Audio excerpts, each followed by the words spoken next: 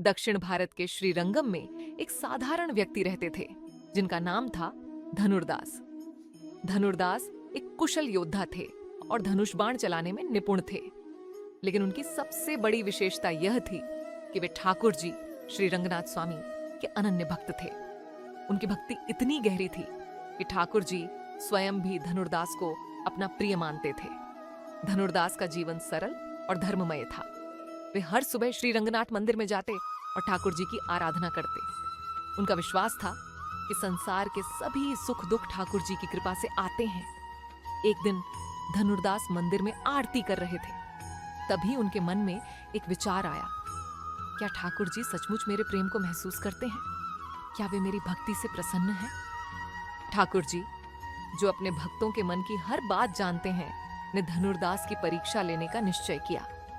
एक दिन ठाकुर जी ने एक साधु का रूप धारण किया और धनुर्दास के घर पहुंचे।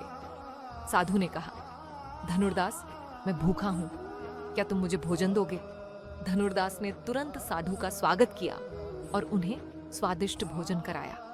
साधु ने कहा, तुम्हारी सेवा देखकर मुझे विश्वास हो गया कि तुम सच्चे भक्त हो, लेकिन क्या तुम अपने ठाकुर जी के लिए सब कुछ त्याग सकते हो? धनुर्दास ने बिना सोचे कहा, मेरे लिए ठाकुर जी से बढ़कर कुछ नहीं है, मेरा सब कुछ उनका है। साधु ने धनुर्दास से कहा, अगर मैं तुम्हें ठाकुर जी की मूर्ति मंदिर से लाने को कहूं तो क्या तुम ऐसा करोगे?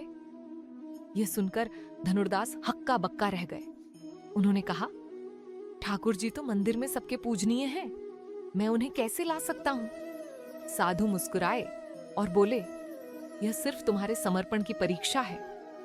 धनुर्दास ने अपने मन में ठाकुर जी से प्रार्थना की और कहा, हे प्रभु, अगर आप चाहें तो मैं आपकी सेवा के लिए कुछ भी कर सकता हूं। रात को धनुर्दास ठाकुर जी के दर्शन करने मंदिर पहुंचे। जैसे ही उन्होंने ठाकुर जी के सामने प्रार्थना की, ठाकुर जी की मूर्ति से एक दिव्य प्रकाश निकला। वह प्रकाश धीरे धीरे धनुर्दास के घर की ओर बढ़ने लगा।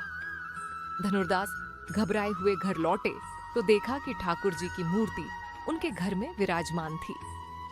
ठाकुर जी ने मुस्कुराते हुए कहा, धनुर्दास, तुम्हारी भक्ति और समर्पण ने मुझे यहां आने पर मजबूर कर दिया। तुम मेरे सच्चे भक्त हो और मैं तुम्हारे साथ हर पल रहूंगा। उस दिन के बाद धनुर्दास ने अपनी सारी जिंदगी ठाकुर जी की सेवा और अन्य भक्तों की मदद में बिताई। उनकी कहानी हमें सिखाती है कि सच्ची भक्ति में न तो संदेह होता है और न ही स्वार्थ। जो भी अपने ईश्वर पर पूर्ण विश्वास रखता है और उनकी सेवा करता है, ईश्वर स्वयं उसके जीवन में प्रकट होकर उसकी रक्षा करते हैं।